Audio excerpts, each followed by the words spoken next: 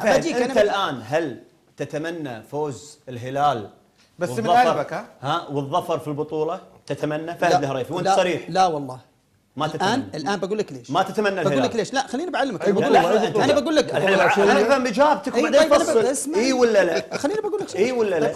انت قلت لا. طيب خليني بقول لك. اوكي شوف ليش لا؟ لا انا اقول لك لا. تدري ليش لا؟ ما تتمنى الهلال يفوز فيه البطوله. تدري ليش لا؟ إيه؟ الجرايد الان قاعدين وعشان النصر كمان. لا ما له دخل النصر.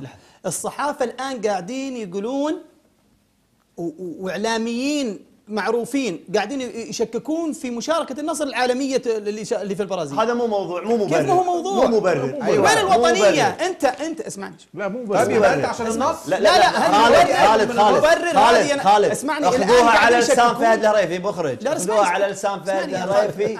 اتمنى خساره الهلال لا اسمعني بسبب الاعلام السعودي. ليش تضحك؟ اسمع بقول لك. طيب انا هذا الكلام اسمع انا بقول لك اياها الحين. إيه؟ انا بقول لك اياها بصوتي مو بصوتي. يلا بصوتي. انا ما اتمنى الهلال يفوز بالكاس.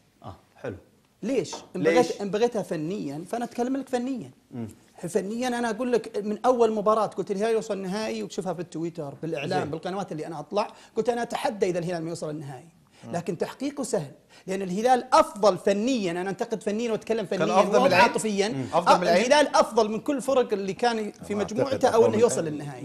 يعني بمعناته بعد انقسام اسيا الى شرق وغرب، الهلال اقول لك بكل جداره استحق يوصل النهائي. لانه افضل فوارق فنيه، افضل من الفرق الاخرى. لكنك تجي تقول تقارن بسيدني، انا اقول لك لا.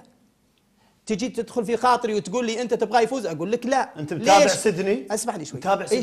شفته مباريات كثير. فاز على بطل الحامل البطوله، فاز على الوصيف العام، قدم مستويات جباره، قمه اهداف كثير. بس اسمعني شوي. ما جاوبتني. جاوبتك قلت لك انا. لا انت ليش ما اعطاك مبررات فنيه؟ اعطاك مبررات فنيه. مبررات